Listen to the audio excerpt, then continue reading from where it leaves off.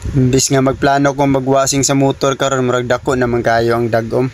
Pero sige na lang kay lahi man ang hugaw gahapon ug lahi ang hugaw karon. Dawi day nga magwasing ko sa motor ang akong ginagamit, Joy.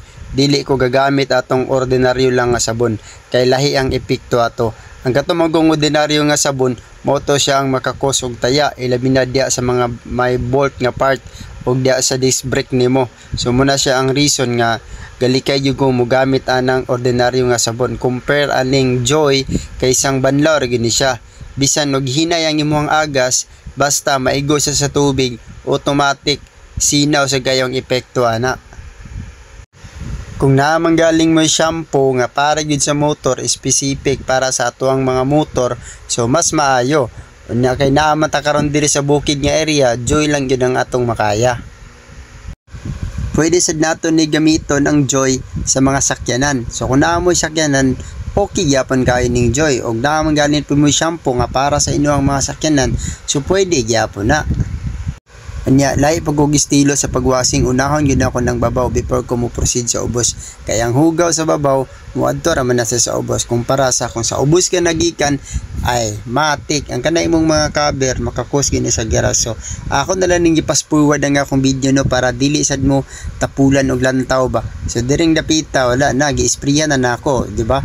Pila lang to ka segundo, dali ra kay nahuman o tanawa ang epekto sa Joy. Perte kayong sinawa. So lahi ra gyud pud ang mga pamaagi sa pagwasing karon kumpara pamaagi sa pagwasing sa una.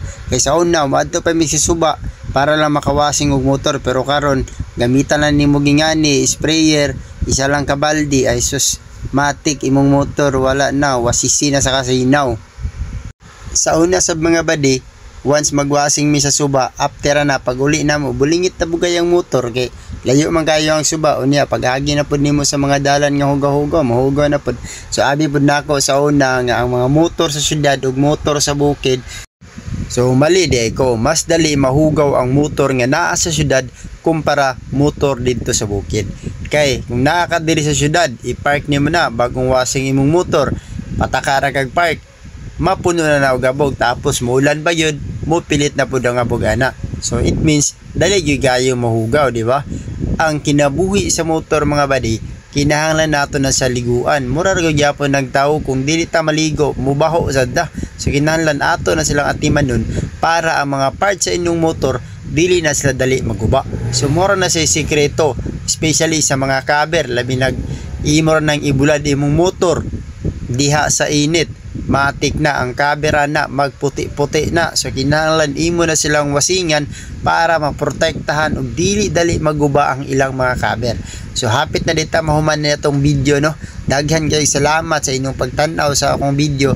Sa sunod magbuhat na butag video related aning mga wasing-wasing o unsa pa na diya. So tanawa mo na ni ang resulta after na ako giwasingan gigamitan ako og Joy, di ba? Sinaw kayo kumpara sa sabon hapnot og dili sa sinaw. Daghan salamat mga badi.